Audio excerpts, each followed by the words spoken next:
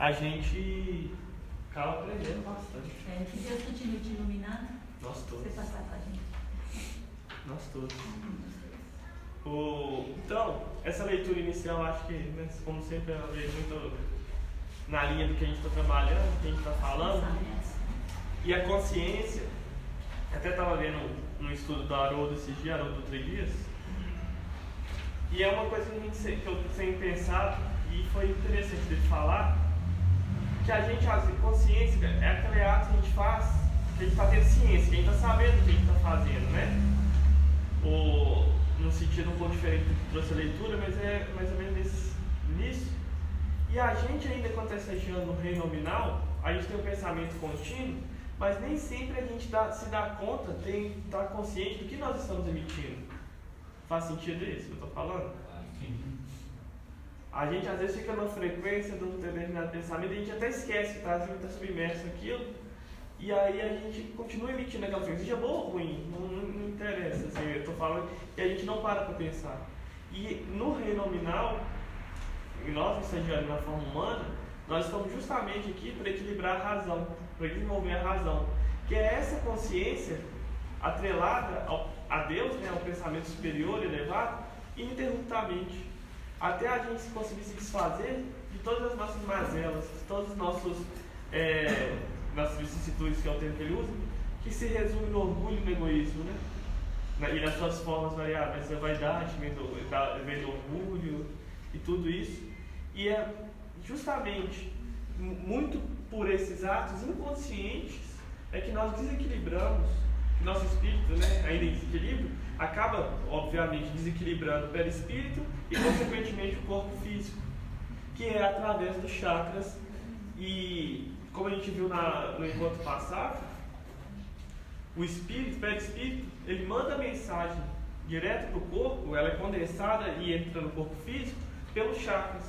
E é através desses chakras que também o espírito, ou o perispírito, né, porque o perispírito é só o caminho, ele dá a matéria, as células, cada célula sua especialização. Então, se a gente pegar no centro coronário, ou no centro frontal, né, que está os órgãos cerebrais, o cérebro, né, e cerebelo e tudo isso, a gente vai ver que é pelo frontal, pelo chakra frontal, que essas células têm essa especialidade, elas adquirem essa especialidade, o espírito lhe dá essa especialidade. E isso é tão interessante, e isso serve para todos os chakras, óbvio. E isso é tão interessante, tem uma anotação que eu lembrei agora, que eu não tinha ainda, não tive a oportunidade de colocar, esqueci de colocar nisso aqui também, que Calderaro, isso no livro Mundo Maior de André Luiz, né, pelo Chico, ele está estudando a mente, e ele vai falar dos 3 andares, do consciente, superconsciente, e do subconsciente, superconsciente e do consciente.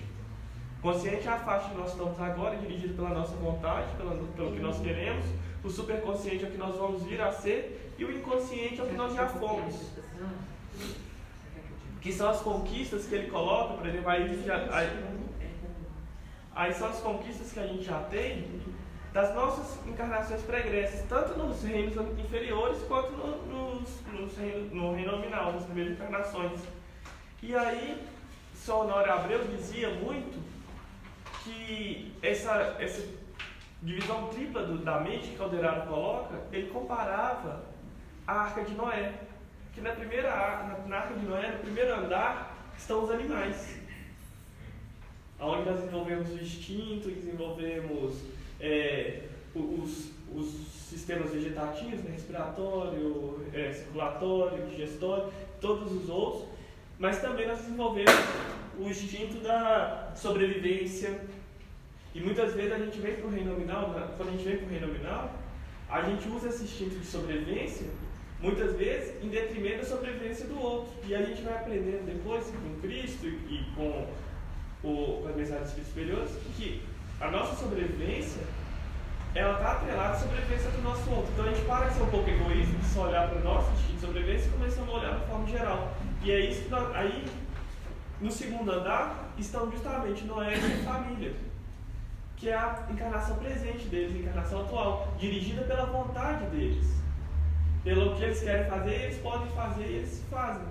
E no terceiro andar, tem uma janelinha para eles olharem para o alto, que é justamente a conexão com Deus, que é o superconsciente nesse caso, que é o nosso viracelo. A gente está cada vez mais colocando a nossa consciência em conexão com Deus, com esse amor infinito.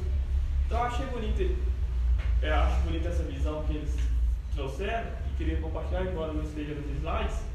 E uma coisa, quando Calderaro está estudando isso no livro O Mundo Maior, André Luiz está observando, escutando aquelas células do cérebro, e ele fala assim, ele não consegue ver a divisão entre o que é matéria, o que é perispírito, o que é corpo físico, o que é perispírito.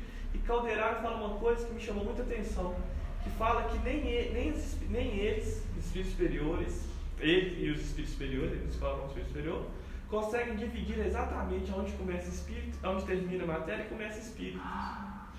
E muitas vezes a gente aqui na Terra, a gente daqui, fica querendo dividir, mostrando que essas células tão especializadas, elas estão em ligação muito íntima entre corpo físico e perispírito. E perispírito, no caso, no fator espiritual. Então a gente tem que ter essa noção, e isso é interessante a gente pegar, porque mostra como está tudo interligado, como que os desajustes do espírito e também as suas virtudes vão afetar no nosso corpo físico. Isso é importante a gente sempre ter em mente, e acho que vale a pena compartilhar. Eu lembrei agora, por isso que não está nesse slide, mas depois a gente completa. Então, e eu vou pedir desculpa porque eu estou muito gripado, mas acho que a gente vai conseguir, senão vocês me ajudam. A gente tinha parado justamente nesse slide, aí eu dividi, coloquei e acrescentei algumas coisinhas que acho que compensa, para depois a gente entrar nos próximos 2 encontros, a gente vai entrar propriamente no passe. Embora a gente está falando dele desde o início, a gente vai ver. Então, isso aí eu chamei saúde, doença e cura pelo passe, curas. E falando justamente isso, a harmonia dos chakras vai depender de nossos pensamentos. Se trouxermos em nível do pensamento os nossos sentimentos, também serão ansiosos, produzindo desarmonia no chakra, adoecendo o corpo. Se buscarmos a sublimação do nosso pensamento em um processo autoconsciente, produziremos sentimentos nobres, nos espiritualizando, demandando em direção à superconsciência do espírito puro, gerando saúde energética e física. Então, mostrando que a harmonia desses chakras, que é que vai especialmente dirigir aquelas células, vai especializar aquelas células, depende do nosso nível de pensamento, e que é tudo isso que a gente tem falado, da superconsciência, quando a gente está consciente, produzindo energias boas, captando, buscando sempre se melhorar, se aprimorar, a gente vai estar sempre buscando cada vez mais harmonia. E isso está no livro que eu trouxe semana passada, da Fluidoterapia Espírita.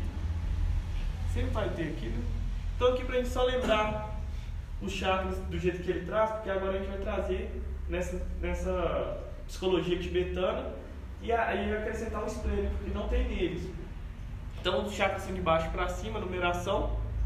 O primeiro a gente vai estar atrelado à segurança, o segundo prazer, o terceiro poder, o quarto amor, o quinto conhecimento, o chakra frontal inspiração e o coronário transcendência. Só para a gente ter uma ilustração.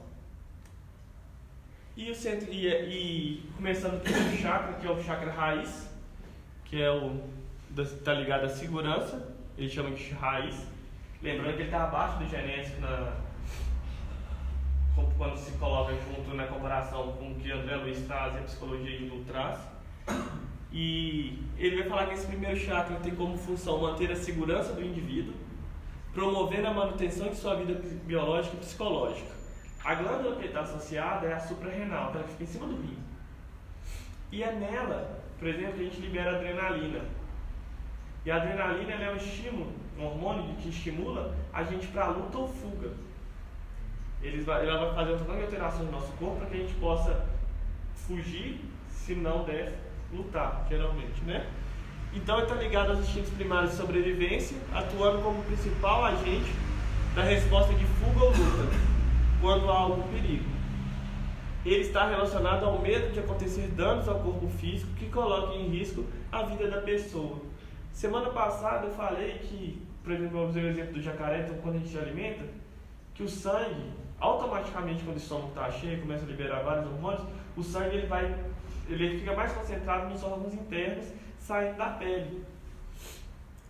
Mas não é o único. Esse hormônio, a adrenalina, faz essa coisa também. Porque na fuga ou na luta, é muito provável que tenha um ferimento na pele, seja fugindo com um espinho, com algum corte, alguma coisa, ou na luta, né, se tiver um ferimento. E se o sangue estiver mais concentrado do lado interno, olha pra você ver, a gente sangra menos.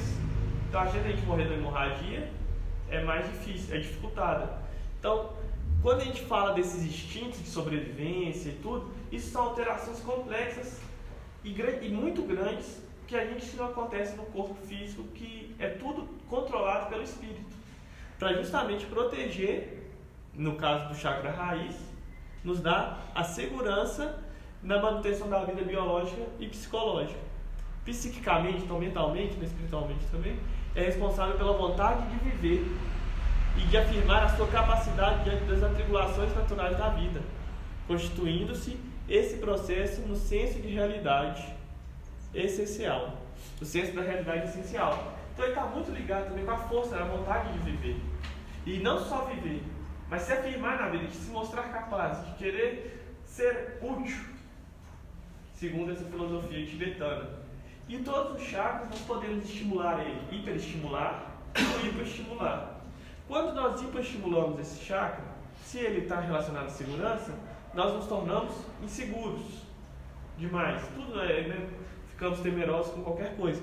Mas quando nós estimulamos ele excessivamente, a gente vai também originar a temeridade, que é aquela pessoa que vive de forma inconsequente, sem medo, sabe? Fala que nesse livro, o autor ali, ele fala que muitas pessoas que praticam esportes radicais em excesso, sempre buscando cada vez mais, eles estão com esse chakra muito hiperestimulado. Então, ele é hiperestimulado, então acabam gostando dessa sensação de perigo, de pôr a vida em risco, né, dessa temeridade. E então, isso aí são coisinhas que vou trazendo ao longo, mas se eu não lembrar todos, eu nem coloquei. Viciados em adrenalina. Os viciados em adrenalina. São, assim, aquela adrenalina, não só adrenalina, porque é adrenalina, mas é aquela sempre buscando superar limites. Sabe? Tem que ser superando. Não é só fazendo a mesma coisa, já cheguei no auge, vou continuar, não. Eu continuo forçando, puxando o limite, forçando o limite, até que um dia pode vir a ficar mais fácil de acontecer algo que o leve a desencarne, né? Ou um acidente muito grave. Então, aí aqui no segundo quadro eu coloquei as virtudes responsáveis, as virtudes essenciais responsáveis pelo seu equilíbrio são humildade e mansidão. Então, o que equilibra esse chakra é a partir do momento que nós vamos desenvolvendo a humildade e a mansidão segundo esse autor, segundo a psicologia tibetana que ele traz. E os sentimentos egóicos responsáveis pelo seu desequilíbrio, lógico, são o orgulho e a rebeldia. Então, pessoas muito orgulhosas, vaidosas, né, no caso da vaidade, de querer se afirmar demais, se mostrar melhor do que é, e rebeldes que não gostam de seguir as regras, assim, gostam de forçar nas regras, vão estar com esses, é isso que a gente está falando, estar com esses chakras um pouco desequilibrados. Então, já indo para o segundo chakra, que aí seria o chakra genésico, que a gente tem na psicologia hindu, esses são juntos, né? Segundo a psicologia tibetana, ele tem como função o prazer, está ligado muito às gônadas, né, aos órgãos sexuais, às glândulas sexuais, que são o testículo e o ovário, um testículo no homem e o ovário na mulher. É o prazer, desde os prazeres de ordem mais fisiológica e sensorial, que é o prazer realmente sensual, né, gerado pelo instinto de sobrevivência, que também é assim que se dá a procriação. É importante esse prazer, é importante a gente se ligar a isso, porque a espécie humana, todas as espécies procriam através do sexo, né, a maioria delas. Como o sexo, o prazer da alimentação também, que também é um outro fator importante, o prazer de viver e de se afirmar no mundo. E o afirmar no mundo também vem do outro. Mas aí ele completa, do mesmo modo que existe esse prazer, do mesmo modo que existe o prazer anterior, existe o prazer psicoemocional de se afirmar no mundo, de ser capaz de ser útil, de realizar a parte que nos cabe na criação de um mundo melhor para todos, a começar dos nossos íntimos. esse chakra, a partir da criação, até mesmo no sexo, se a gente está gerando novos corpos para que os espíritos habitem, ele está muito envolvido com a criação, com o trabalho manual mesmo, com o nosso trabalho no dia a dia de criar, de inovar, de trazer coisas novas, de estar colaborando no mundo, de sendo útil, sabe, buscando ser útil. Tudo isso está ligado a ele. E aqui em cima, a psicologia tibetana, e aqui eu trouxe de André Luiz na Evolução em 2 Mundos. Então, as virtudes essenciais responsáveis pelo seu equilíbrio são a gratidão, mais a humildade e a mansidão que vem do primeiro. É sempre assim. Sempre vai vir uma, mas as que vêm do anterior são importantes também. Então, nesse a gente pode frisar a gratidão. E os sentimentos egóicos responsáveis pelo seu desequilíbrio são ingratidão, mais orgulho e rebeldia também que vem do primeiro. Então, a gratidão de ser grato, de querer ser útil, de querer pagar aquilo tudo que nós temos, né, de certa forma pagar entre aspas, de retribuir tudo que nós temos para a sociedade, para Deus, para onde nós nos encontramos, ele está muito associado a isso. E a gente vai usar do quê? Do nosso poder de criação para contribuir com aquilo, com onde nós estamos. Então, é chamado centro genésico, segundo André Luiz, guiando a modelagem de novas formas entre o homem ou o estabelecimento de estímulos criadores. Então você vê que elas se sobrepõem quando os chakras têm com vistas ao trabalho, à associação e à realização entre as almas. Acho que André Luiz traz de uma forma mais densa, mais simplificada, mais condensada, aliás, resumida, mas está tudo dentro do que a gente está vendo. Fique à vontade, tá? Para falar. O terceiro chakra, no caso aqui, é o gástrico. Embora o esplênico seja considerado abaixo dele, eu trouxe ele para depois trazer o esplênico. Tem como função o poder. É fundamental para a manutenção da vida. O poder de viver, o poder de realizar ações de transformação, de evoluir até a plenitude do ser. É responsável pelo poder de escolher entre um caminho ou outro. Olha para a gente ver, o poder não é o poder de poder, né, que a gente tem acostumado, é de possibilidade. Porque eu até fiquei tentando imaginar, assim, uma das poucas coisas que a gente pode escolher é o que a gente pode comer, né? Se a gente... eu tenho que ficar brincando com isso para tentar memorizar as coisas, tento ficar brincando. Então, entre o caminho ou outro, de ser capaz de conduzir a própria vida e de ser feliz. Quando em equilíbrio, a pessoa usa do seu poder na relação com outras pessoas para orientar, assessorar, colaborar com os outros, caso esses queiram a sua colaboração. Isso é importante. Porque muitas vezes a gente fica querendo colaborar, mas o outro não está pedindo a gente para colaborar, né? Isso de certa forma, ou então a gente também está querendo colaborar como a gente quer colaborar, não como o outro necessita. Então, se a gente for olhando desde o primeiro chakra que ele vem falando até esse, ele é um caminho contínuo, de não só se firmar no mundo, não só do prazer, da vontade de viver, mas de viver e se tornar útil naquele meio que a gente está fazendo e colaborando de cada vez de forma mais assertiva. Então, esses 3 primeiros chakras têm essa função, eu acho, assim, né, desenvolvendo sempre. E as virtudes que vão gerar o equilíbrio é aceitação, gratidão, humildade e mansidão. Então, mais a nova aqui é a aceitação. Da gente ter aquela resignação ante os momentos, aceitar o que está vindo e trabalhar da melhor forma como está vindo. E o sentimento egóico agora então seria ainda a aceitação, a ingratidão, orgulho e rebeldia, que vem dos anteriores. E André Luiz traz que o centro gástrico, responsabilizando-se pela digestão, a absorção de alimentos densos e menos densos, de que qualquer modo representa concentrados fluídicos penetrando na organização. Então ele ainda tem essa função de absorção, de absorver os concentrados fluídicos de maior ou menor densidade. Mas é por lá que a gente vai absorver a maioria das energias, né? Que ele tá, segundo o que o André Luiz está falando aqui. Você podia dar uma definição do que é essa mansidão que se refere? Calma. Eu acho que é mais do que calma. Por isso a minha pergunta vai por aí, porque eu acho que ela é mais do que calma. Eu não sei no sentido de aceitação, resignação, ou tem alguma outra coisa. Eu acho que a coisa aí, se a gente colocar, vou voltar aqui, se a gente colocar o primeiro chakra, como o orgulho antepõe a humildade, a rebeldia antepõe a mansidão. Então é aquela pessoa que não é rebelde, que aceita tudo, que aceita as coisas que vêm, não é de bom grado, mas sem se rebelar. Entendeu? Porque não é a resignação. Era aí que eu queria chegar. Então, mas a resignação já é um processo um pouco mais de mansidão, mas mansidão consciente. Porque um cachorro, por exemplo, que a gente até briga, né? Não, ele é manso, não sei o quê. Quando entra alguém estranho lá e esse cachorro é manso, ele não trata com hostilidade, ele não trata com rebeldia aquele irmão que está chegando, aquela pessoa que está chegando. Mas ele não faz aquilo de forma consciente. Entendeu? Eu não sei se eu estou conseguindo fazer entender, mas a resignação, ela já vem num ato de entender que aqui, tipo assim, já tem um ponto a mais, que é estar com o pensamento mais voltado para Deus, assim, a vontade, antepondo, como na leitura inicial, antepondo a vontade de Deus, dá nosso desejo. A gente aceita não só porque a gente é manso na resignação, mas porque a gente compreende que aquilo é melhor para a gente. É aquela pessoa que abalança a cabeça. Isso, que o manso pode ser só isso. Era isso aí, era essa a diferença que eu queria. Eu não sei se eu fiquei claro, porque é muito próximo, mas eu acho que é mais isso. Eu acho que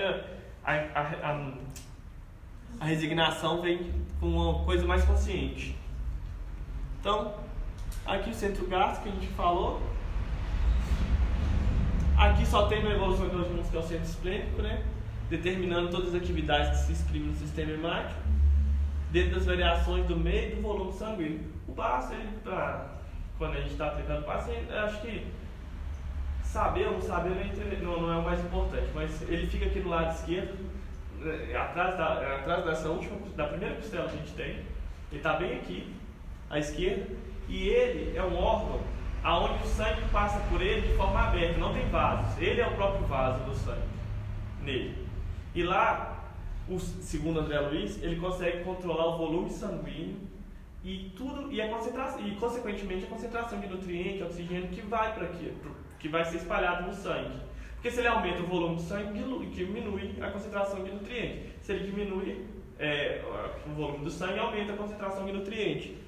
E também hormônios, também, né, os hormônios que passam, número de hemácias, porque lá também acontece um processo chamado hemocaterese. Só a destruição das hemácias mais velhas são ocorridas lá, então, que levam oxigênio para o resto do corpo. Então, todo esse ele está envolvido com volume e variação do sangue. Pressão também, tá? Pressão, porque pressão alta, pressão baixa, está muito envolvida com a densidade do sangue que a gente está bombeando. Quando a pessoa que geralmente tem pressão alta, o sangue dela é mais denso, menos líquido. E aí até uma das recomendações é tomar bastante líquido, fora a medicação. Deixa eu te perguntar uma coisa, já ouvi falar muito que o baço não tem função nenhuma. Assim, se você perdeu o baço, não tem problema, é que não tem função. É que você vive bem com ele, sem grandes danos. E no caso de, por exemplo, como que isso funciona da forma para esses chakras e para a pessoa que não tem, por exemplo, o baço? Então, o baço está muito associado ao fígado. Por exemplo, essas hemácias são destruídas, e principalmente as substâncias que a hemácia tem ferro, que isso que dá coloração no nosso sangue, ela é transportada para o fígado, e lá na bile ela vai ser depois jogada até no intestino para ajudar até na digestão de várias coisas e tudo. E o baço, ele realmente não tem função vital. A gente vive sem ele. Só que viver sem ele, realmente, dentro da medicina, não causa impacto nenhum. Assim, a gente consegue viver uma vida normal, tranquila, sem o baço. Mas sobrecarrega o fígado, porque as maiores partes da função do fígado, do baço, vai ser realizada pelo fígado. Não vai causar prejuízo ao fígado nem nada, mas eu falo assim, por nosso corpo biológico, a gente costuma brincar que ele é cheio de backup, assim. Se falhar uma coisa, tem outra que tá ali para dar um jeito, né? Assim, nesse caso do baço do fígado, o fígado, a gente pode viver, a gente vê transplante de coração, pessoa viver com o coração fraco por tanto tempo, pulmão não muito bom, intestino também, tem vários jeitos de entrar, mas o fígado, nós temos mais de 400 funções no fígado, e você não vê nada próximo de conseguir produzir um fígado, sabe, artificial, sintético, para substituir o que a gente tem. O fígado, ele é fundamental desde a vida intrauterina até a fase senil da vida. Mas ele é o único que regenera. Ele tem um limite de regeneração, né? Mas os outros não tem. Não tem. Tanto que o transplante de fígado a gente pode ser feito de pessoas vivas para vivas, né? Assim, Em pedaço. um pedaço de um para o outro, mas que ele vai crescer, vai desenvolver e vai tudo. Mas ele também tem um limite, né? Que, por exemplo, quem abusa muito, ele está muito envolvido com captação. Tudo que a gente absorve no intestino, o primeiro lugar que vai, depois é para o fígado. E aí muita gente abusa do álcool ou de alimentos muito industrializados mesmo, com muita química e tudo, podem desenvolver hepatite com uma certa facilidade, porque eles estão voltados sobrecarregando o fígado. E se não houver intervenção médica, não vai regenerar, né? Assim, eu falo assim, então tem esse limite. Mas no caso do baço, você acaba as funções dele. Ele continua, fecha-se o circuito, o sistema sanguíneo, liga o vaso que entra nele, a artéria aferente para que saia dele, para eferente. E ele continua vivendo normal, a pessoa. E como esse chakra já está ligado ao fígado, não tem muita... Talvez o que ele vai fazer... Eu não sei se muda o chakra, não sei se muda não, mas vai ser, ao invés de atuar no baço, vai atuar no fígado. Talvez de uma forma complementar, alguma coisa assim. Mas é o que eu consigo pensar e nunca vi nada sobre isso. E eu também sempre tive essa curiosidade. Porque todo mundo fala, não é possível sem baço. Mas é isso. Ficou claro? Sim, ficou. Não é claro, não. É minha função. Então agora entrando no cardíaco, no chakra cardíaco, que é o central, porque são todos, cada um dessas psicologias, seja hindu ou tibetano, são 3 abaixo do cardíaco e 3 acima. Só varia com o esplênico e o outro é o raiz. Então ele é o central, é o chakra central. Ele tem como função o amor. Esse equilíbrio é formado pelos sentimentos de alto amor, compaixão, que irão catalisar as energias provenientes do Criador da vida, captadas pelo chakra coronário para todo o organismo. O chakra gástrico, falou lá que estava com a absorção, o André Luiz fala da absorção de matéria mais densa ou menos densa, energia. Mas André Luiz traz antes também, e a Lírio traz na psicologia tibetana, que a energia do Criador diretamente a gente capta pelo coronário.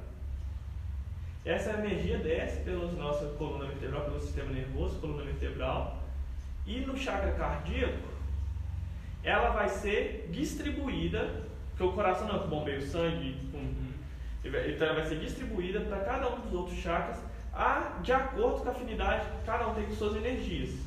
Porque os chakras mais de baixo, mais próximo da raiz, né, tudo, eles têm energia mais densa. Eles rodam numa velocidade mais lenta do que os outros. Segundo os médicos que conseguem ver, né, o corpo espiritual e tudo, falam que eles rodam num chakra numa velocidade menor. E quanto que daqui para cima, eu falo da laringe para cima, eles estão mais envolvidos com até a vida espiritual do que a vida vegetativa, que são os 3 para baixo. Se a gente for olhar, estão tudo com a vida vegetativa.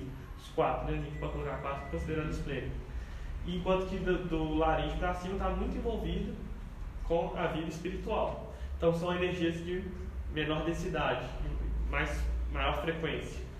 Tanto que o coronário ele é tido na psicologia hindu como o chakra de 1000 pétalas, porque ele roda tão rápido, ele é tão branquinho assim, e eles parecem que eles veem pétalas nele, assim, o desenho, a analogia que eles fazem é isso. E parece como se ele tivesse 1000 pétalas, sabe, quando fica rodando tão rápido, parece uma coisa assim, cheia de tracinho. É o que a gente ouve falar, mas eu nunca vi, né?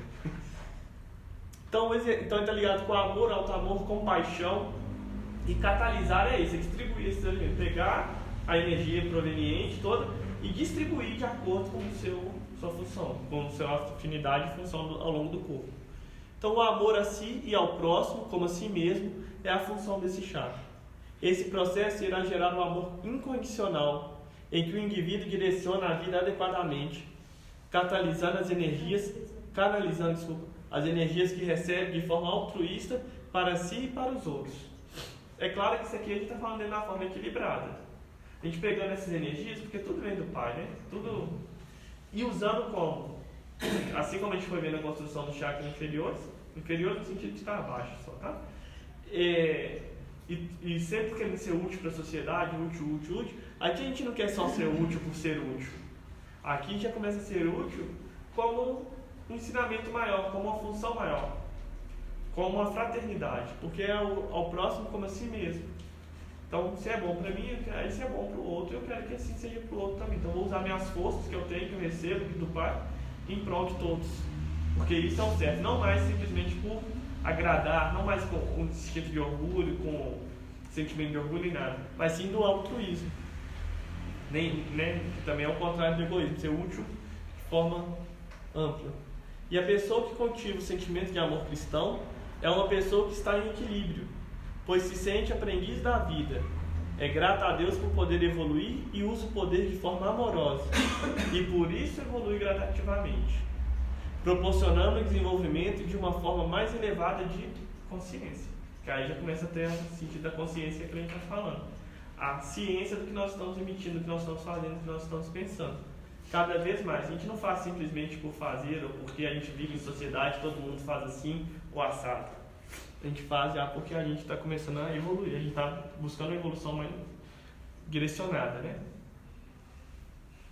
Então, as virtudes responsáveis pelo seu equilíbrio são a compaixão, que eles chamam de holocentrismo, que eu nem sei o que é.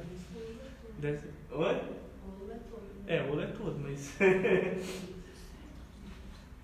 E que eu acho que deve ser o contrário de egoísmo mesmo, porque aqui ele contrapõe com o egoísmo, indiferença e crueldade, acho que é uma coisa maior, sabe? Assim.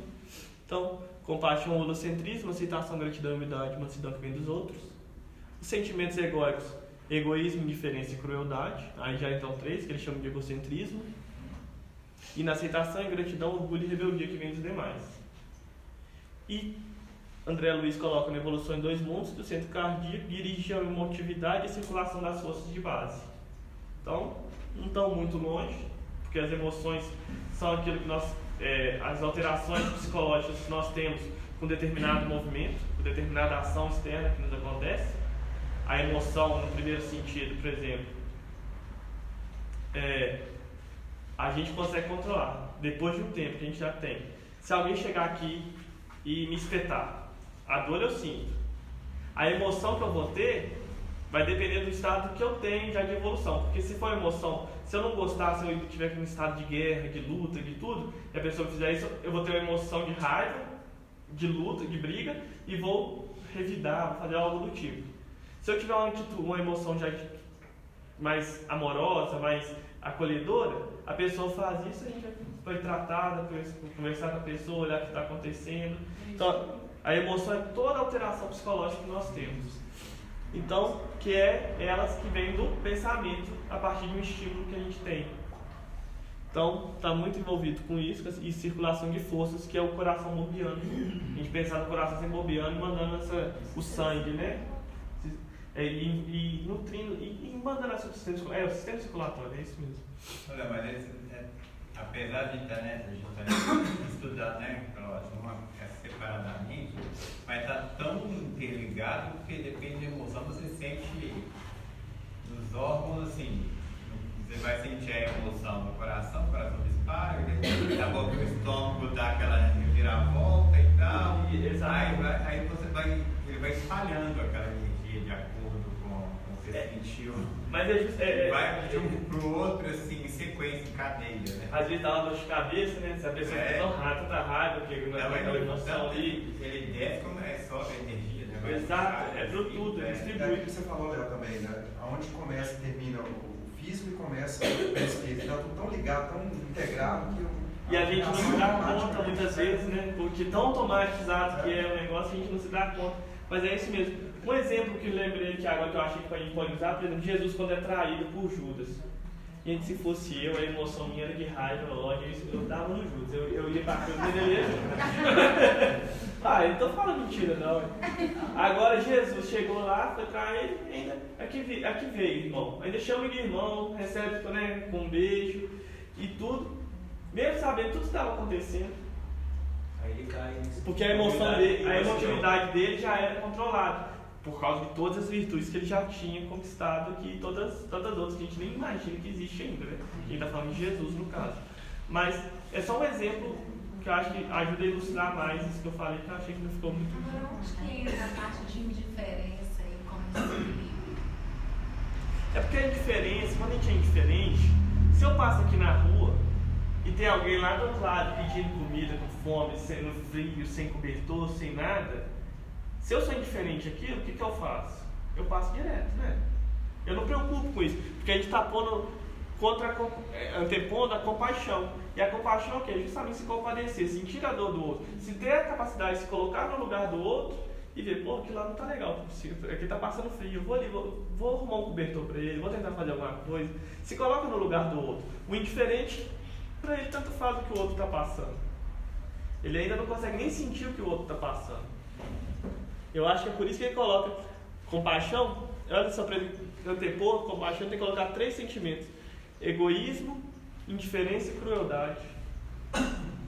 Então eu acho que a indiferença entra nesse caso. Quando a gente é indiferente a alguém, a gente é indiferente ao estado que o outro está. A gente é indiferente a tudo do outro. A própria palavra paixão, quando a gente na Bíblia, que a gente vê, né, paixão de Cristo, ela vem da palavra que dá origem à compaixão. Ela vem da patos, que é patologia, que é doença também, mas ela também vem da mesma palavra que dá origem à compaixão. E a paixão do Cristo é justamente ele amou de tal forma a humanidade, que Deus amou, ele cedeu seu Filho, e ele deu a vida por nós. Ele sentiu as nossas dores, sabia da nossa miséria, da nossa ignorância ante a vida espiritual, e deu a vida por nós para nos mostrar que a vida não é só o que a gente teve aqui na carne, que ela continua após a morte do corpo físico. Aí na Bíblia vem a ressurreição do terceiro dia. Tanto é que os apóstolos estavam até depois do terceiro dia, quando Cristo aparece para eles, eles estavam todos fechados, trancafiados numa sala, numa casa, com medo de sair, porque eles tinham a imagem associada ao Cristo. Depois que o Cristo aparece para eles em espírito, pela primeira vez, eles tomam coragem e aí começa o ato dos apóstolos, que eles começam a pregar, saem a pregar, falar em línguas, os dons dos Espíritos florescem nessa hora, em que eles rompem esse medo. Mas isso só aconteceu porque o Cristo se compadeceu das nossas dores, veio aqui nos ensinar e nos alterar o modo de enxergar as coisas. Ele não foi indiferente. Então é por isso que fala da paixão de Cristo, a paixão de Cristo, a paixão de Cristo. Ele veio aqui e sofreu tudo que nós sofremos, mostrando que é possível sim sentir essa dor sem se perder na rebeldia, em nada, e ainda nos ensinar que a vida não é só isso. Estou falando de forma grosseira, resumindo, né? Lógico que veio para muito mais. Não sei se faz sentido assim. Então, o quinto chakra, que é o da laríngeo, está aqui associado à tireoide, né? Então, e a paratireoide são glândulas aqui na altura da garganta. Tem muita função, está associado, né? Tem como função conhecimento, é responsável pela aquisição de conhecimento, fundamental da conquista da sabedoria. Tem também como função a comunicação e o exercício da vontade. O ato de comunicar é um ato de conhecimento, porque para a gente conseguir falar e expressar algo, nós temos que saber o que nós estamos sentindo, o que nós estamos fazendo, né? O que nós estamos querendo expressar, para transformar isso em palavra, uma mensagem que todo mundo consiga entender. E estão intimamente ligados ao processo de conhecimento, né? A comunicação e a vontade. É pela comunicação que se adquire e se compartilha o conhecimento. O exercício da vontade é uma consequência direta do autoconhecimento, segundo o autor. Quanto mais a pessoa se aprofunda no conhecimento de si, percebendo as suas limitações, mais aumenta a sua vontade de autodomínio e autotransformação, a fim de se libertar dessas limitações e ser feliz. Que eu acho que a gente conversou bastante sobre isso no primeiro encontro.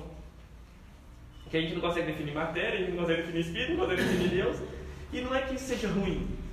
É que conhecendo as nossas limitações, a gente pode escolher estagnar e deixar para lá e não perquirir, né, esse invisível, essas coisas que a gente não consegue, ou buscar conhecimento, avançar, e cada vez mais, o que ele coloca também nisso, é de se conhecer a si mesmo, que é a maior importância.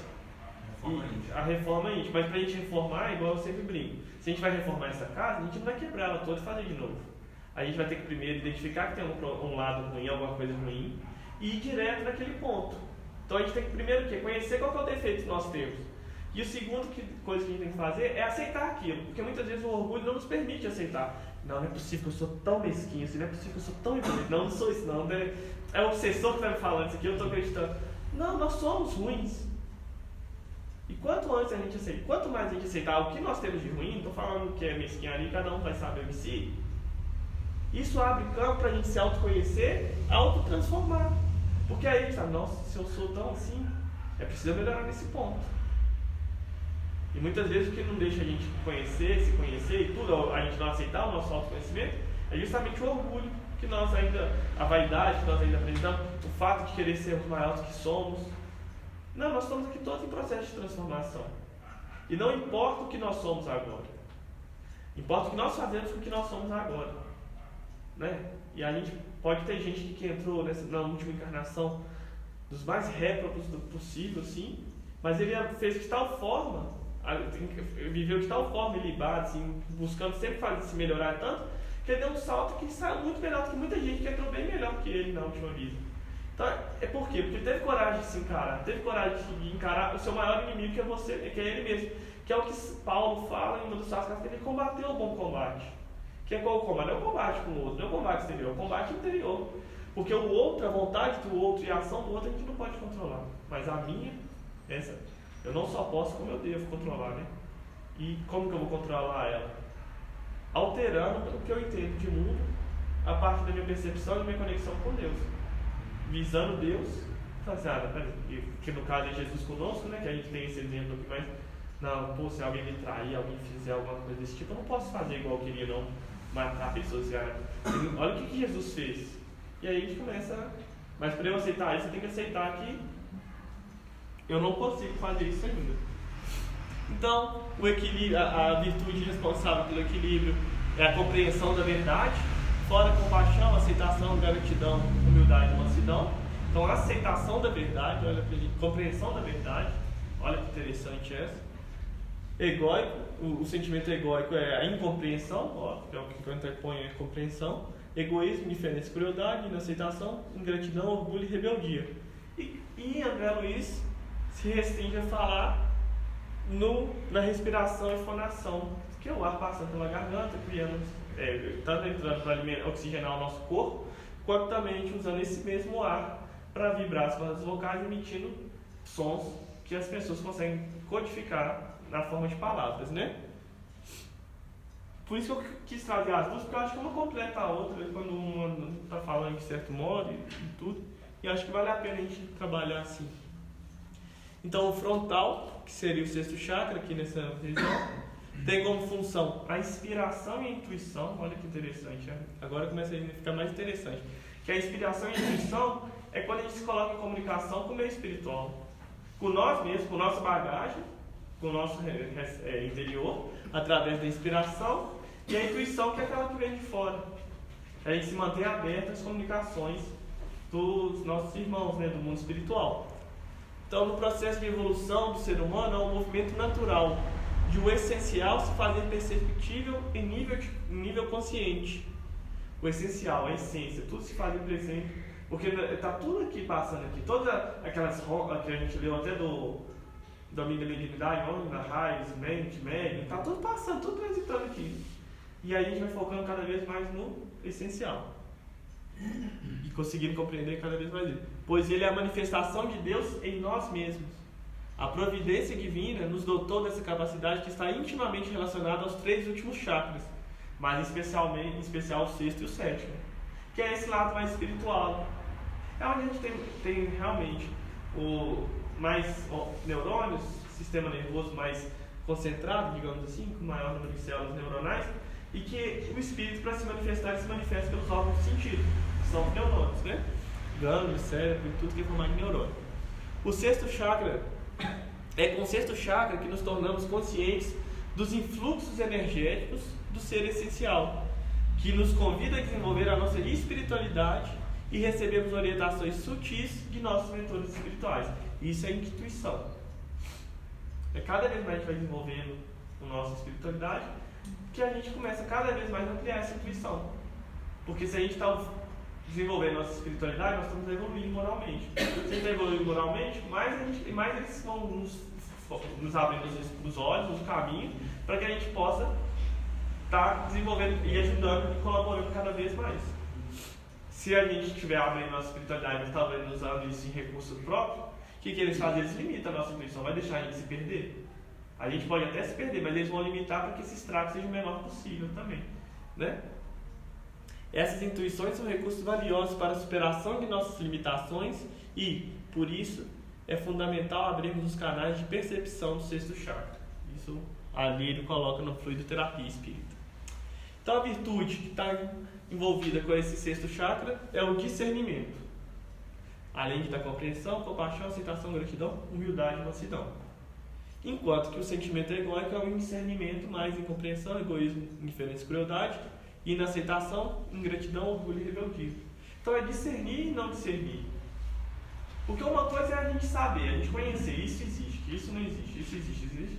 Mas como que eu vou discernir cada vez mais o que é melhor, o que é maior, o que é verdadeiro, o que é falso, de tudo que a gente conhece, de como aplicar aquilo. Discernir é diferente de saber. Então, em Evolução de Dois Mundos, o André Luiz coloca que o centro cerebral ele é contíguo, né? Ele é contínuo ao coronário, está associado ao coronário, bem justaposto ao coronário, com influência decisiva sobre os demais. Então, o centro cerebral ele ajuda a governar os demais. Governando o córtex encefálico, que é a parte mais externa do cérebro, na sustentação dos sentidos, marcando as atividades das glândulas endócrinas, que é todo o nosso sistema endócrino, todos os hormônios e tudo, é controlado lá pelo hipotálamo. Eu acho que eu nem coloquei esse órgão aqui não, mas tudo veio a partir dele, da epífise, desculpa, do hipotálamo, que manda para a epífise. Epífise? A pineal, como é que chama? Com esse nome epífise aí. Não, então, a epífise é a pineal, a hipófise. Que aí tem a neurohipófise, que está ligada ao hipotálamo, que depois vão jogar na outra parte da hipófise. E aí regula tudo. Todos os hormônios passam por lá. E o corpo todo está em complicação por ele. Por exemplo, na mulher, quando está no ciclo menstrual, no ciclo dela, menstrual normal, que é mensal, é a partir da neurohipófise que vai ser formado alguns hormônios, tipo folículo estimulante, LH luteinizante, que vai para o ovário, aí o ovário vai começar a produzir estrógeno ou progesterona, dependendo da altura do ciclo, e depois fechar o ciclo para menstrual. Mas está tudo interligado com o cérebro. E assim, quando a suprarrenal vai produzir também a adrenalina que a gente falou antes, ela passa por um feedback do hormônio na hipófise também. Então tá tudo é o órgão central do sistema endócrino, de todos os nossos hormônios que a gente tem. Por isso que ele fala das glândulas endócrinas, administrando o sistema nervoso em todas as suas organizações, coordenação, atividade e mecanismo. Desde os neurônios sensitivos, que são aqueles que estão associados com o que nós conseguimos sentir, até as células efetoras, que são os órgãos. Porque quando a gente, por exemplo, se eu sinto um espinho aqui, isso vem pelos meus nervos sensitivos. No caso, como é um reflexo, vai até a medula espinhal. Na medula espinhal, no gânglio, ele que é o acúmulo de corpo e neurônio, ele vai mandar a mensagem direto de volta, motor, fazendo o quê? Com que eu tire a mão, para não machucar. Então é nesse sentido que ele está falando. Então tudo que a gente vai fazer, da nossa vontade, da nossa ação, passa pelo centro coronário. Coronário não, desculpa, frontal. Ou centro cerebral. E agora o último chakra, que tem como função a transcendência, ou seja, a gente transcender mesmo a matéria, né? Entrar num outro estado vibratório, estar em contato com outro plano, é responsável pela busca espiritual e pela nossa ligação direta com a dimensão espiritual da vida e com Deus. Se ele tem a ver com transcendência, é óbvio que ele está nesse estado de busca de comunhão cada vez mais plena com o Pai. É ativado quando a pessoa conscientemente, olha a palavra consciente, busca desenvolver a sua religiosidade. Notem aqui que não é religião, é religiosidade, que é muito mais ampla, e espiritualidade em harmonia com os valores essenciais da vida. Não são os valores dessa, daquela religião, daquilo, os valores essenciais da vida. A religiosidade, ela transcende a religião. Religião é um agrupamento onde nós viemos buscar e desenvolver a religiosidade. Mas essa religiosidade a gente pode desenvolver ela, a gente desenvolve ela na verdade também, de forma mais ampla, é no dia a dia com os irmãos, com todos. Buscando sempre os valores essenciais da vida, que é o amor. Não é o amor fraternal, o amor sublime, né? Essa busca permite que a pessoa faça exercícios em que há de haver a percepção de estados elevados de consciência, fator que amplia sua capacidade de espiritualização e evolução. A pessoa começa cada vez mais buscar espiritualizar cada vez mais, buscando exercícios, atividades que facultem isso. Esse chakra tem a epífise, que aí sim é a pineal, como glândula de ligação ao corpo físico. Que muita gente fala da glândula da mediunidade, tudo. Não vou entrar nesse detalhe porque é o primeiro que eu não sei, e eu não estou apto a falar. Então, ligação com o corpo físico, que permite a mediunidade equilibrada com Jesus, em que o intermediário coloca-se em estado elevado de consciência, ampliando as suas funções específicas para melhor servir. Por que a pessoa tem que ter alto grau de consciência para ter essa mediunidade equilibrada aqui, que no caso ele coloca com Jesus? Porque se eu não tiver consciência exata de tudo que eu estou emitindo, a chance de eu estar em algum ponto ou outro no exercício das minhas forças, movimentando as minhas forças, eu estar contrariando a lei de Deus é grande. Vocês concordam? Agora, se eu tenho consciência de tudo que eu estou emitindo, de tudo que eu estou vendo, cada vez mais eu vou desenvolvendo essa consciência, se eu estiver vigilante, se eu manter em estado vigilante, tudo, essa chance diminui. Porque eu estou mais consciente de tudo que eu estou buscando. Então, por isso que o autoconhecer, se conhecer a si mesmo é extremamente importante para a gente chegar nesse nível. Porque senão, eu estou falseando as informações que chegam até mim e manipulando elas de alguma forma, contrariando a lei divina. Então, a virtude é a entrega, mais todas as outras que a gente já leu, enquanto que o sentimento egóico é a resistência. E essa entrega, Jesus virou e disse, né? Eu não vim fazer a minha vontade, mas a vontade do meu Pai que está no céu. Olha a entrega que ele veio aqui.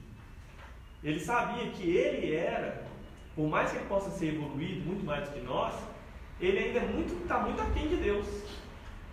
Então ele se entrega, sabendo que a vontade do Pai é muito maior do que a dele, que é muito mais soberana, muito mais justa, muito mais bondosa do que a dele. Tanto que ele não aceita nem o título de bom, né? Porque quando chama de bom e mestre, ele fala assim, mestre eu sou, bom só o Pai não é.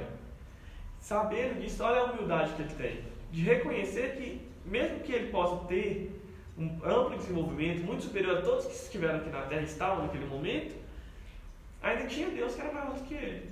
E ele se entregou de forma plena a essa vontade, a ponto de não fazer nada que não fosse a vontade do Pai.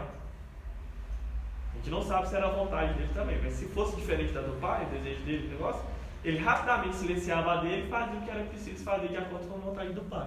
Eu acho isso bem interessante. E ainda no Evolução em Dois Mundos, dentro desse mesmo chakra, né, o coronário, fala que rege a atividade funcional dos órgãos, relacionada à fisiologia, funcionamento dos órgãos, mesmo, terreno, né, que é o centro coronário. Fala que está instalado na região central do cérebro, sede da mente, porque uma coisa é o cérebro, outra coisa é a mente. Centro que assimila os estímulos do plano superior e orienta a forma, o movimento, a estabilidade, o metabolismo orgânico e a vida consciencial da alma encarnada ou desencarnada. Então, tudo isso, né? Porque eu falo assim, essa vida consciencial, metabolismo, vida consciencial e a forma, o movimento, a estabilidade, isso tudo vem do quê? Do equilíbrio, do pensamento, do espírito. Então, está tudo interligado que a gente está vindo estudando. Na síntese do aprendizado que lhe corresponde na abrigo planetário. Supervisiona ainda outros centros vitais que lhe obedecem ao impulso procedente do espírito. Assim como as peças secundárias de uma usina respondem ao comando da peça motor, né? Só falando que as peças secundárias da usina vai estar sob o impulso da peça principal. E que o centro coronário é essa peça principal que manda que os outros centros estão respondendo a ele.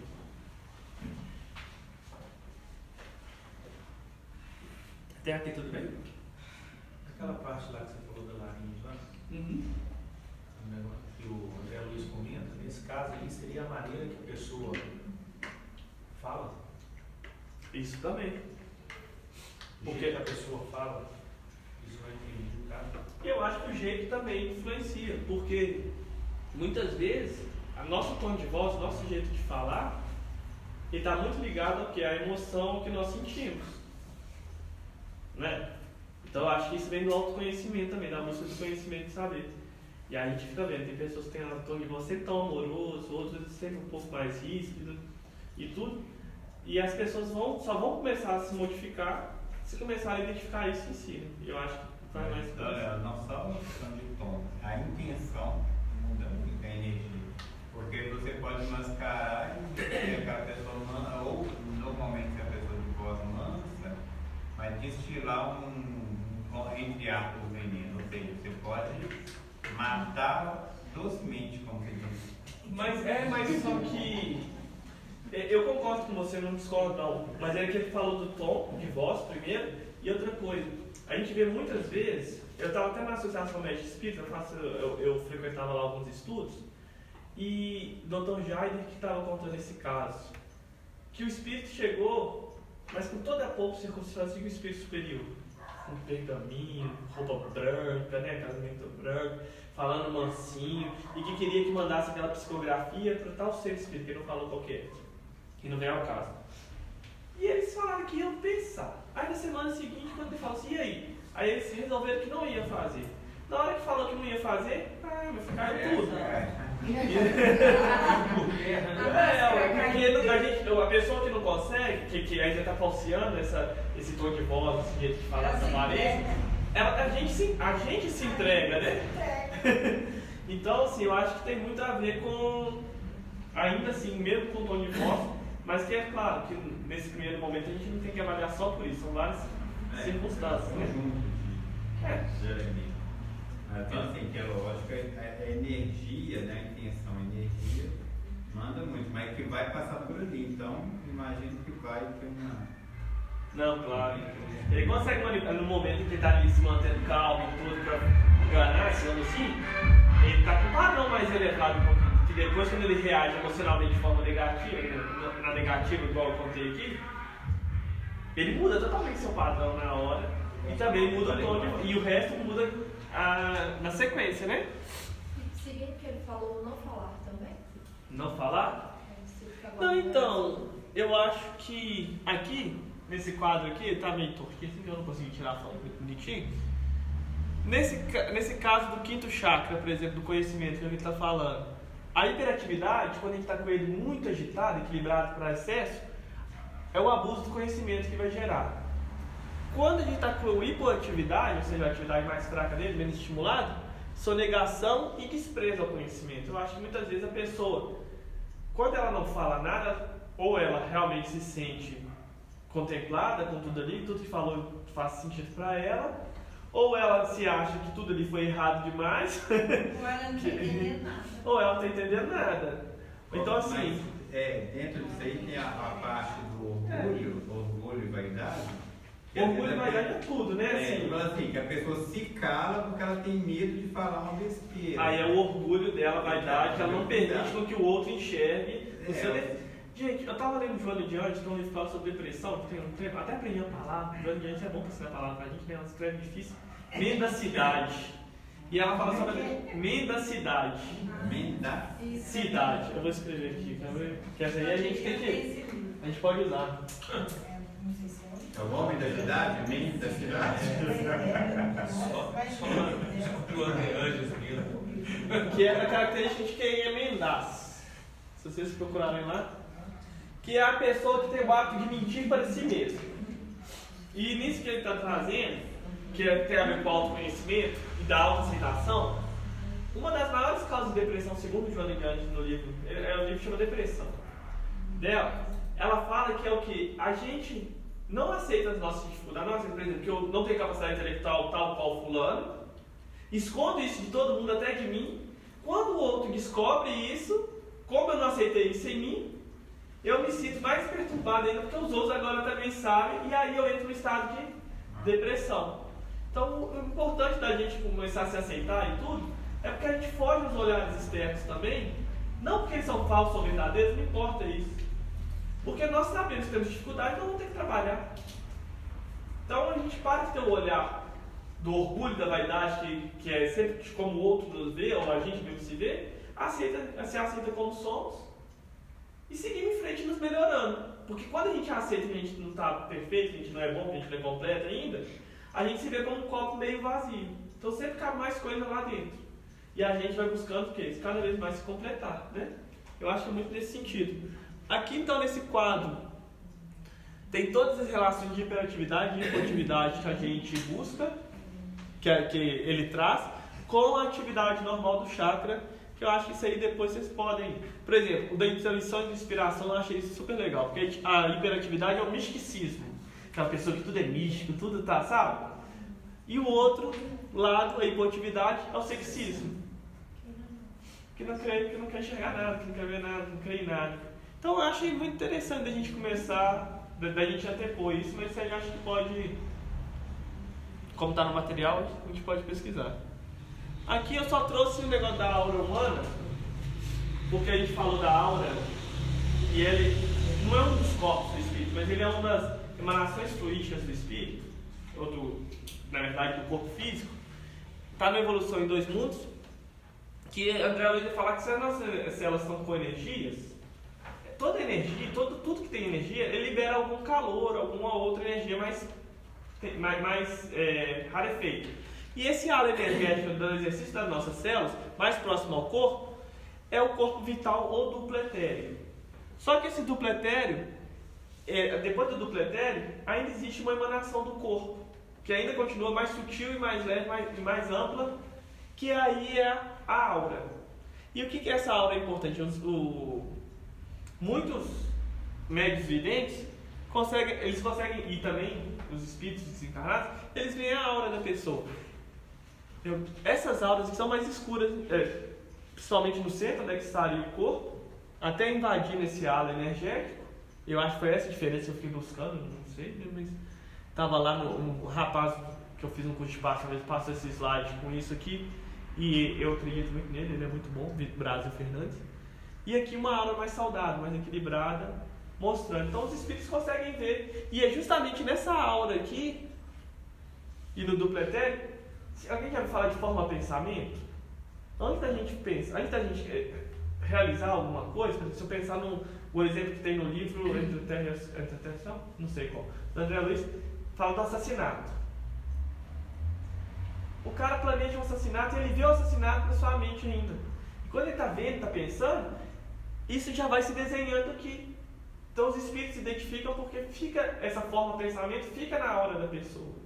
Tanto as ruins quanto as boas, tá? Isso eu tô... E no livro eles falam justamente que eles deu... Grosso modo,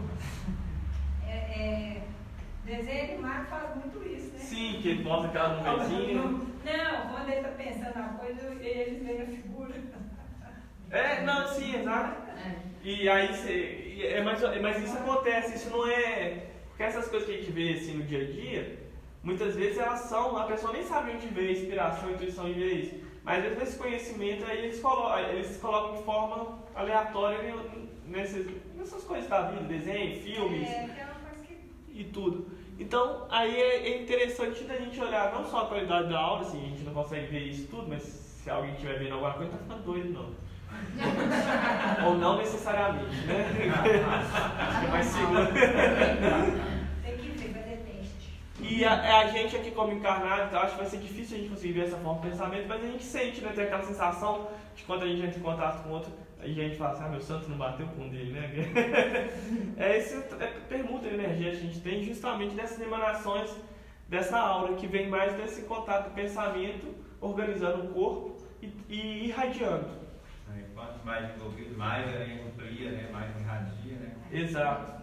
Quanto mais envolvido, mais irradia para mais longe. Porque aí a pessoa tem mais consciência e consegue ajudar mais longe. Se compromete menos, né? Se estiver errado. É sempre assim a evolução, para a gente não se comprometer. À medida que a gente vai se evoluindo, a gente vai ganhando mais espaço para atuar. Mas a gente consegue atuar de forma mais ampla. Então aqui, mas aí eu fiquei pensando, e aí foi por isso que eu trouxe esse foco. Eu falei assim, mas eu tô saudável, então quer dizer que eu sou bom? Ou então o cara todo estrupiado e que ele é ruim? Oi? Eu estava pensando exatamente isso. Tá vendo? Eu roubei dela, minha forma pensar.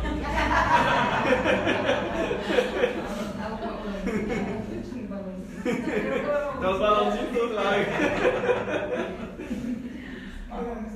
Não, porque aí, nesse livro aqui, que agora chama Passo Espírito, que eu já até trouxe ele aqui também, tá ali. o autor vai falar uma coisa muito interessante. E aí eu vou ler porque ele traz de forma melhor. Ele fala assim: os homens da ciência, desde a mais remota antiguidade, vêm promovendo incansavelmente uma guerra sem trégua na tentativa de identificar as origens, entender o desenvolvimento e descobrir o modo de tratar um dos males que atacam a espécie humana. Os males que atacam a espécie humana. Porém, sem se admitir a existência do espírito, da lei do karma, da reencarnação e das permutas fluídicas, as trocas de fluidos, em que permanentemente estamos envolvidos, fica muito difícil entender a maioria das enfermidades que nos acometem e lidar com elas.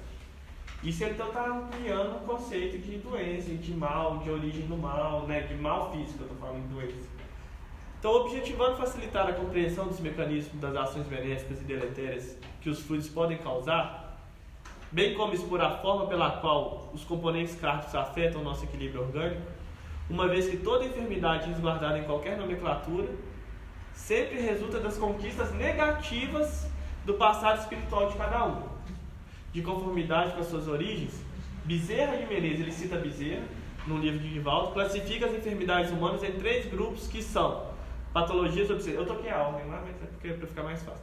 Patologia obsessiva, fluídica ambiental e kármicas, e que podem atingir ou não o corpo físico. Isso é mais interessante a gente ver. E aí vai entrar no que a gente fala, se saudável, se não está saudável agora, se a gente está harmonizado, se não está equilíbrio, se a gente é bom ou não. Então, a obsessiva, ele fala rapidamente que nossos obsessores sejam ex-vítimas buscando vingança ou espíritos afins, que isso é muito interessante de pensar, porque o obsessor a gente só tem como inimigo, né, que é combater. Então, às vezes ele é espírito afim, eu gosto de beber, ele gosta de beber, ele vai juntar em mim, não bebe. Uai, ele tá me obrigando a fazer nada não, né? Ele está me incentivando. Então, buscando associar-se a nós para satisfazer o desejo mútuo, podem nos desarmonizar completamente. Isso aí é tranquilo. Nos processos obsessivos, o passo, aí qual que é a importância do passo nesse processo obsessivo? Porque o passo pode vir a ser um mecanismo de reharmonização de valor inestimado. Por exemplo, eu tô com os pensamentos ruins, querendo beber, estou dando o exemplo do álcool agora, né? Querendo beber. Aí vem alguém aqui e me dá, eu vou lá na casa que ele toma um passe. Ele está me renovando os fluidos. Eu posso, às vezes eu estou tão envolvido com o meu obsessor que no dia a dia eu não consigo nem separar, nem ver que é dele, nem ver que é meu, nem nada, a gente simplesmente age. Né? Aquela vontade louca da gente ver. Aí às vezes eu começo a tomar o passe, permite ter um afrouxamento disso. E aí eu poder me reharmonizar para ele também se reharmonizar ou juntar com outra pessoa. Ou eu posso sair daqui, tomar o passe e pensar, agora eu vou beber, melhor, agora estou melhor. E isso é um papel muito importante do passe nessas doenças obsessivas. As fluídico-ambientais, que são doenças energéticas que se manifestam no corpo fluídico do espírito, ou que é chamado perispírito, né? É um nível intermediário da doença. Ele vai colocar a doença espiritual, depois do perispírito e depois do corpo físico. É que eu misturei os 2 livros também. Que lá é do fluidoterapia. Se considerarmos que cada um de nós está continuamente não só a emitir, mas também a absorver fluidos do ambiente em que se encontra, e que estes fluidos exercem ação marcante sobre o nosso organismo, fica mais fácil perceber quanto ao perigo potencial a que permanentemente estamos expostos. Por exemplo, a gente está num ambiente de confusão, seja lá qual for. Às vezes nem você está com muita confusão, na família, na festa de final de ano da família, super calmo. A minha não. Mas a gente se dá certo, a gente dá certo desse jeito. Aí, por algum motivo alguém fala alguma coisa com fulano, ciclano, aí você fica com raiva, muita raiva. Aí ele está emitindo esse padrão, mas também está absorvendo o padrão disso. Isso pode ser acumulado no perispírito, sem ser somatizado ainda, sem entrar no corpo. E isso, se a pessoa persistir nesse padrão, isso vai acabar, de uma certa hora, entrando no corpo, causando algum problema. Mas o passe pode, naquele primeiro momento, diminuir, tirar aquela, até mesmo eliminar essas energias densas que a gente acumula por nós mesmos, no perispírito. Em decorrência da absorção de fluidos deletérios do ambiente, é que a grande maioria das vezes desface a harmonia funcional relativa que não mantém o nosso organismo. Harmonia funcional, que isso é interessante a gente começar a pegar no nosso organismo. Fenômeno que se exterioriza geralmente sobre a forma de uma enfermidade qualquer. Então, essa patologia fluídica ambiental, está ficando claro que ela é no momento. A gente está adquirindo ela agora. Se a gente persistir nas vibrações ruins, deletérias do ser. Enquanto que a obsessiva é algo que a gente já vem trabalhando há um certo tempo, emitindo aquele padrão e que vai se agrupando ali, irmãos vingando ou querendo associar-se a nós, pela nossa forma de viver. A forma mais adequada de evitar os problemas de ordem fluídica é procurar manter o padrão vibratório elevado, né? Super fácil, né? Cultivando bons pensamentos. Desse modo, estará excluída a possibilidade de entrarmos em sintonia com os fluidos de qualidade inferior. Então, nessas fluidos ambientais, são coisas que a gente está adquirindo agora, que a gente pode controlar, tem a ver com o nosso pensamento. Então, muitas vezes, igual o Rodrigo colocou no início, que a gente sente um mal-estar, aí dói o estômago, depois dói a cabeça, que não sei o quê, e já são esses fluidos adentrando ao nosso corpo, passando do perispírito e condensando no nível do nosso corpo. Porque o espírito é o ser de maior atividade energética, maior padrão energético. Depois o intermediário é o perispírito e depois de forma mais condensada é o corpo físico. Então, é muito mais fácil a gente trabalhar e modelar coisas mais energéticas do que coisas menos energéticas. Estão entendendo? Então, no espírito, qualquer alteração que eu tenho, ela já é rapidamente ali colocada em ação no espírito, na enfermidade do espírito. Se eu não controlar, mas também eu posso tirar rápido. No perispírito é intermediário. No corpo físico demora um pouco mais que o corpo. Por isso que o corpo físico muitas vezes ele é considerado uma concha, uma proteção para o espírito encarnante. Porque a gente tem tempo para conseguir analisar e rever todas as nossas atitudes antes de realmente nos entregarmos a esses pensamentos negativos ou até mesmo as doenças. Deixa eu falar uma coisa. Eu conheci uma médica geneticista e ela disse que a influência do ambiente muda totalmente a genética do organismo, mudando e podendo causar doenças. Então, assim, você vai fazer um teste de genética para saber quais as possibilidades que você tem de doença, até você desencarnar, em função do ambiente que você vive, do meio ambiente mesmo. Vai ser mais tempo ou menos tempo. E isso, ela falou que é uma porcentagem enorme, que altera assim, absurdamente o tempo de vida de corpo físico, digamos assim, né? Isso se chama epigenética. Coisas que vêm antes da terceira genética, então, acima da genética. Hoje em dia, a área da genética, que estuda genética, tem muita preocupação com isso.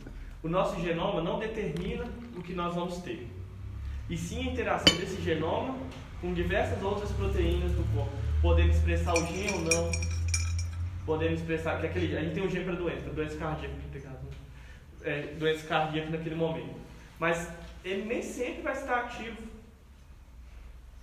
Vai acontecer alguma associação com alguma proteína ou alguma proteína associada do gene daquele que vai fazer ele ser ativo ou não. Eu estou explicando de forma grosseira. E o fator ambiental ajuda enormemente nisso. Porque, por exemplo, vou dar um exemplo de uma doença aqui que a gente conhece como que a nossa falciforme, a anemia falciforme, que a hemácia ela fica tipo uma foice. Não tem a ver só com a genética, com a epigenética, tem também com o fator ambiental mais forte. Na África, tem muita gente que tem, porque para a gente ter anemia falciforme, a gente tem que ter 2 genes recessivos, a gente tem o genoma do pai e da mãe, né? Então, vou colocar aqui do pai e da mãe. Então, a gente tem que ter 2 genes recessivos, que é o Fzinho aqui, só um de desenho, para a gente ter anemia falciforme. Mas na África a gente tem o gene que dá o olho normal e o gene que dá a anemia falciforme. E na África isso aqui é um fator que prevalece a sobrevivência, porque lá tem muita malária ataca a hemácia. Então aqueles que têm a hemácia falciforme, mas têm a hemácia comum, eles conseguem não ter deficiência respiratória, conseguem levar o oxigênio para o corpo todo e conseguem ainda ter algumas que, embora não funcionem muito bem, elas não serem alvo da malária e ainda continuarem funcionando. Tudo bem? Aí, isso é uma pressão evolutiva lá na África da malária. Na Argentina, no Buenos Aires, isso é um exemplo real. E no nível do mar, isso aqui não faz diferença. Porque no nível do mar, mesmo a hemáciazinha assim, enquanto a hemácia normal, elas conseguem carregar oxigênio da forma normal. Porque no mar tem maior pressão atmosférica e consegue colocar mais oxigênio ligado ao ferro aqui, mesmo com ela sendo deficiente. Agora, aí veio um argentino, veio aqui para o Brasil e estava subindo para Ouro Preto. Ele descobriu que ele tinha anemia falciforme quando ele chegou lá em Ouro Preto, porque passou mal com a altitude de lá. Porque ele tinha essa hemácia aqui assim, e aí quando chegou lá que estava mais alto, ele não conseguiu respirar. Então ele era doente? Não. É a condição ambiental que determinou se ele ia ser doente ou não ia. Eu não sei se eu consegui fazer sentido assim, mas então, mas aqui não tem a ver com gene. Mas existem outras coisas que têm a ver com gene que funcionam nesse mesmo sentido. Anemia, aquelas doenças musculares assim, que eles falam que é genética e tudo. Tem muita gente que tem ela, que aí é o conceito de penetrância, que a doença às vezes a pessoa tem o gene, mas ela não aparece por algum motivo, e justamente são outras proteínas que estão inibindo aquele gene ser expresso. Entendeu? Então é muito interessante hoje.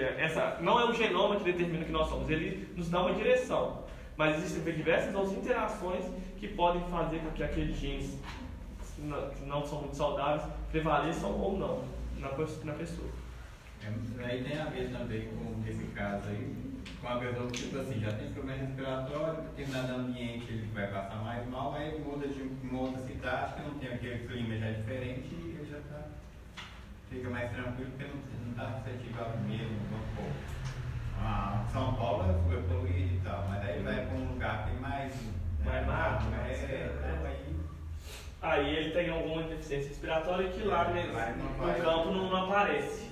Então ele não fica doente. Então doença não é um estado, você ter ou não ter aquela característica dela se expressar ou não em um determinado ambiente ou não. Isso é muito legal da gente pensar. E isso tem muito a ver com as patologias kármicas. Porque eu falo que é o nível mais profundo da doença, criada pela prática do sentimento de desamor por si mesmo, pelo próximo e pela vida de modo geral, causando um distanciamento do espírito, da própria espiritualidade e da religiosidade pela prática do desamor, orgulho e rebeldia contra as leis divinas. Então essa doença kármica é aquela doença que como nós ferimos a lei de certa forma, muito grave, vemos ferindo a lei, indo contra a lei em determinado momento, a gente vai adquirindo certas patologias no nosso espírito que são refletidas no corpo. E olha que legal que ele colocou. A cura em nível espiritual acontece apenas de dentro para fora. Então a gente fala, vai curar alguém? Imagina só, porque no passe muitas vezes eu fico vendo muito curso de passe, muita coisa, o pessoal falando que cura pelo passe. Eu acho isso, a palavra cura, muito complicada, porque nem Jesus fala que curou. Ele fala, a tua fé te curou, né? Que é um movimento interno. Sendo resultado de uma transformação interior para melhor, em que a criatura busca intensificar o seu encontro consigo mesmo em essência e sua comunhão com o Criador da vida. Ou seja, busca atitudes que vão promover um caminhar junto ou caminhar em direção a Deus. A doença, dependendo da sua intensidade, pode até permanecer. Isso aqui eu fui saltando, mas pode estar um pouco sem sentido por isso. Mas a pessoa, apesar da doença, olha você, estará mais saudável, pois estará utilizando como instrumento para alcançar a saúde do espírito. E até coloquei no final aqui uma referência de André Luiz, que Anacleto diz no livro Entre a Terra e o Céu, que o corpo funciona como um filtro. Vamos pensar num filtro de água, de barro lá. A gente põe água comum aqui. Aí tem um filtrozinho lá, que aí a água sai mais pura do outro lado, retendo algumas impurezas. O corpo tem essa função. Olha, além de ser uma proteção e algo para o espírito, ele tem essa função de filtrar, de nos ajudar a eliminar algumas vicissitudes que nós temos no nosso íntimo. Então as doenças karmáticas ou kármicas, né, podem ser suavizadas, mas não impedidas de se manifestar, por ter uma causa anterior. Só que esse ponto eu discordo com ele. Porque elas não necessariamente têm que se manifestar. Porque Deus não quer que a gente sofra. A gente precisa sofrer. Se a gente se endireitar os caminhos, e a gente pode tanto quitar a nossa dívida, nossos desajustes, a gente pode quitar ele, ao invés de ser com dor e com sofrimento, a gente pode quitar com amor. Isso é muito interessante a gente pensar. A gente tem essa mania de que a gente tem que pagar com a dívida, né? com a dor. Eu já vou deixar. Só que tem A Vida Escreve, que é um livro do Chico, Hilário Silva, espírito é Hilário Silva. Tem a história de Saturnino, que ele foi um senhor de escravo. Eu achei essa história muito bonita, não no início, né? Aí, porque ele tinha um moinho de engenho lá e tudo, e o escravo estava fazendo muita raiva nele, ele foi lá e enfiou o braço do escravo no moinho, decepando, né, destruindo o braço do escravo. Passou anos, ele desencarnou, e quando ele desencarnou, Hilário conta que ele só via esse caldo rubro escorrendo, assim, ele ficou com aquilo fixado na cabeça. Mas que ele começou a estudar, melhorar, e ele veio encarnar, e na encarnação dele, ele ia perder o braço hábil dele, que no caso era o direito, na idade adulta, na fase adulta já. Então ele tinha que perder. Era a doença dele, não era bem uma doença, era um estado que ele ia passar. Só que desde novinho, ele entrou, no caso lá, fala para ser espírito, mas podia ser para qualquer lugar, começou a trabalhar na propagação do bem, em ajudar os outros, fazer tudo de bom para os outros, tanto que ele era conhecido na região por isso, e ele era serralheiro, ele foi lá e perdeu o dedão da mão direita. E ele foi atendido, medicado, ficou sem o dedão, né? E ele passou na reunião mediúnica. E ele vai para essa reunião mediúnica, muitos médicos estavam com o pensamento assim, muitas pessoas na reunião estavam pensando, mas Saturnino é um homem tão bom, por que isso vai acontecer com ele? Meu Deus do céu. Aí foi lá e falou com ele, contou toda essa história que eu contei aqui, fala que ele tinha que perder o braço, mas que eles fizeram isso para ele perder só o dedo agora, porque para ele mesmo, Saturnino, se sentir quite com a lei, porque se ele não perdesse nada, ele não ia se sentir, então era a necessidade dele, mas que ele tinha que pagar toda a dívida dele com amor. Em vez de perder o braço, perdeu o dedo. E mesmo assim, só porque ele que precisava mentalmente, a gente está condicionado a isso ainda, tem que estar ainda sempre sofrendo alguma coisa.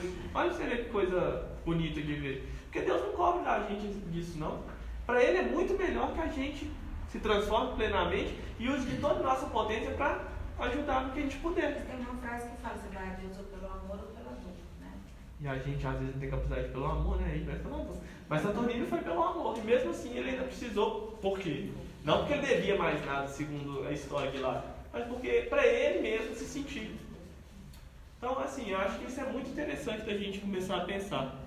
E no passe espírita, ainda dentro da patologia kármica, em qualquer caso, sempre que viermos a ser responsáveis diretos ou indiretos por prejuízos causados ao nosso organismo ou a terceiros, estaremos nos colocando inapelavelmente na condição de devedores perante a lei do karma. E, mais cedo ou mais tarde, teremos de corrigir os desvios praticados e compensar os prejuízos causados, que é isso que a gente está falando aqui. Genericamente, se o erro cometido tem sua causa primária ligada aos aspectos puramente funcionais do organismo, ou seja, se é uma coisa mais física, como suicídio, bebida, droga, a ação corretiva desencadeia-se de imediato.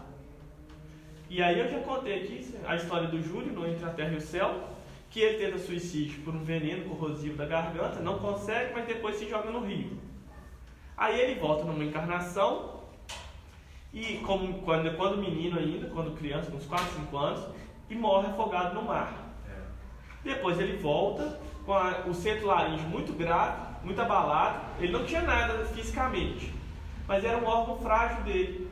E aí ele tem uma infecção, e essa infecção o leva a óbito, ainda com 1 ano de idade.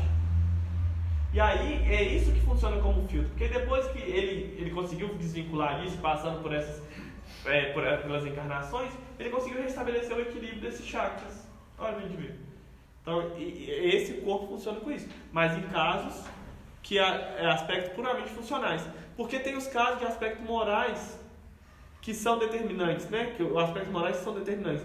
O mecanismo punitivo, educativo, é distinto e nem sempre se inicia de imediato. Muitas vezes a gente não consegue nem ainda pagar aquilo que a gente deve. Então, muitas vezes a gente está doente, como ele disse antes ali, fulano é frágil desse jeito, é doente e tal, não sei o quê. Às vezes é porque já tem capacidade de enfrentar aquilo e ainda continuar trabalhando. Olha o Chico. Angina, o cego de um olho, o outro com catarata e com sei lá o que mais, e vai lá, e tudo lá dele. E ele ainda continua trabalhando. Imagina quantas coisas que ele estava ali se libertando justamente do modo antigo dele. E aí porque ele era doente, eu sou saudável, então fulano é saudável, um é mais evoluído que o outro? Um está mais harmonizado que o outro? Não.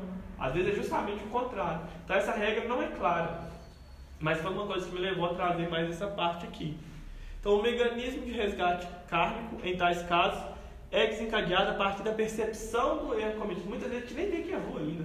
Porque também uma coisa, a gente erra de acordo com o nosso grau de consciência. O que é errado para mim no meu nível de consciência não quer dizer que é errado para o Chico lá. O Chico, às vezes o que eu acho, como eu vou colocar mais abaixo, para mim o que eu acho que é errado, o que eu acho que é certo, para o Chico já é errado. Ele sabe que é errado, ele não acha, ele sabe que é errado. Então se ele agir igual eu estou agindo, ele vai estar entrando em dívida com a lei. Mas eu, dentro da minha ignorância, essa lei não está me pegando. Porque eu estou agindo de acordo com o que eu sou capaz. Deus não vai cobrar de um espírito que acabou de encarnar no reino nominal a mesma atitude de um espírito que está quase atravessando para o reino angelical, para anjo. São pesos diferentes de acordo com o que cada um pode dar. Ele não tem essa injustiça, ele sabe. Então é mais ou menos nesse sentido que ele está falando aqui. Já está dando horário, nossa, mas falta só mais esse um. Doenças físicas ou psíquicas ou somáticas, aquelas que são interiorizadas no corpo, são expressas no corpo mesmo, vão ser vistas no corpo. Doenças que se manifestam no corpo físico. O nível físico é o último estágio da doença, pois como a sua causa é espiritual e energética, o corpo, por ser a forma mais condensada de energia, é o último a receber os impactos que são originados no espírito. Normalmente essas energias se localizam nos órgãos em que nós temos maior fragilidade, que é igual eu contei na laringe, que está associado ao centro genético do irmão Júlio, que está no livro da Terra e Céu. Essas fragilidades dizem respeito à experiência de existências anteriores em que lesamos nossos perispíritos de múltiplas formas. Então a gente acaba, os médicos da Associação Mente Espírita chamam de órgão de janela, que é aquilo por onde a gente vaza as nossas imperfeições, nossas vicissitudes. E aí tem a ver com isso. E eles funcionam, o corpo físico, além de ter seu último estágio da doença, muitas vezes funcionando como esse protetor do espírito, que aí a gente colocou a frase de Anacleto, falando que o corpo é assim como um filtro que retém as impurezas do corpo perispiritual e do espírito naturalmente, liberando de certos males nela adquirido. Que é justamente esse filtro, a gente passa por ele deixando aquelas impurezas, sofrendo as vicissitudes, como a gente leu na questão 132, até chegarmos à perfeição. Então o corpo físico, ele tem essa função. E à medida que a gente vai se purificando, se elevando, não quer dizer que a gente vai ficar mais saudável, a gente vai ficar espiritualmente mais saudável, porque Chico, com toda essa doença, olha o filtro que ele usou, né? Foi um filtro muito mais forte do que a gente pega um filtro mais esparso, deixa passar mais impureza, que a gente não consegue ainda dissolver tanto. Mas espiritualmente a gente vai ficando mais puro, a ponto de daqui a pouco a gente nem precisar encarnar mais, quando chegarmos no nível de espíritos puros, que é através dessa comunhão com Deus. E antes disso acontecer, nós vamos estar nos harmonizando o pensamento, consequentemente o perispírito, consequentemente o corpo físico, em determinado ponto. Mas não quer dizer que quem é doente, igual eu falo. A gente sempre tem que manter essa coisa. Quem está em saúde mais frágil, mais debilitado, não quer dizer que ele é inferior, que ele tem que merecer pagar aquilo por aquilo. Às vezes é porque ele já está no nível de conseguir pagar por aquilo. E a gente ainda tem que sofrer muito ainda. Mas sabe o que eu tinha analisado? Que meu sobrinho teve câncer. E criança. Aí você vê uma doença, né, assim, tão séria e tudo. Assim, ele é puro, uma criança, né? Tipo, Não, ele é puro, não. Não, o espírito dele podia ser que fosse antigo e já merecedor daquilo tudo. Não estou entrando no mérito espiritual, assim, né, diretamente. Eu tinha pensado, foi o que me fez refletir, que se seu corpo, né, tá como uma criança, assim, você comparar uma criança e comparar você, ele com câncer, você falar que você não tem nada, ele tem mais pecado, o pecado tem a ver com... Não. Vou te falar uma coisa, às vezes ele pode ser até espírito puro mesmo, ou espírito muito elevado, que aceitou essa missão, não por ele, mas para aqueles espíritos que estão encarnados, que ele veio no meio que ele está encarnado, porque às vezes eles estão andando muito presos à materialidade, sei lá o que for, egoísmo, não sei o que lá, e de repente ele, nessa condição, ele faz todos os outros ali ao redor enxergar a vida de forma diferente. Não existe uma regra clara, não existe uma regra absoluta. Às vezes ele está por isso, às vezes não, às vezes é porque ele tem comprometimento com certos órgãos e que para ele é importante passar por aquilo, naquela idade. Às vezes ele é espírito puro, só está ali para ajudar a chamar a atenção de muitos outros. Olha só, esse caso desse Júlio me chamou muita atenção, porque é lógico, a perda do filho, não tem filho, imagina perder filho aí, filho de minha tia que porque o filho dela desencarnou mais tempo. Ela até hoje sofre bastante. Mas ele desencarnou, encarnou na mesma família, desencarnou e voltou para a mesma família. Olha pra você ver como é que a lei de Deus vai encarnar. E tudo isso tinha um propósito dele chegar nessa encarnação última que ele chegou e conseguir ainda desenvolver o corpo, né, e atuar de forma mais consciente como adulto. Não era de punição. Era para ajudar ele a conseguir a voltar ao equilíbrio, para quando ele encarnasse, ele ia encarnar da forma mais produtiva para ele. E a gente às vezes perde essa visão. E é lógico, porque a gente vê a dor aqui, a gente ainda tem essa certeza, embora ele saiba e tudo, no momento a gente vacila muitas vezes no momento de dor. E se a gente reparar, as pessoas que estão sofrendo, as pessoas que estão passando pelo mal mesmo, tudo, são as que estão mais calmas. E a gente fica imaginando, nossa, fulano. Aí você vai conversar com fulano, com fulano, não, eu tô bem, tô legal. Sabe, a gente tem que buscar, né? Se a gente não consegue entender, se a gente não consegue servir ainda, que é o meu caso, vamos buscar. Aceitar que a vontade de Deus é maior do que a nossa, é mais sábia do que a nossa, e que isso vai ser melhor para ele, com certeza. E aí a gente vai vibrar, ajudar ele a vibrar na cura, e não no desespero, na rebeldia. Oi, gente, obrigado, nós passamos 5 minutos.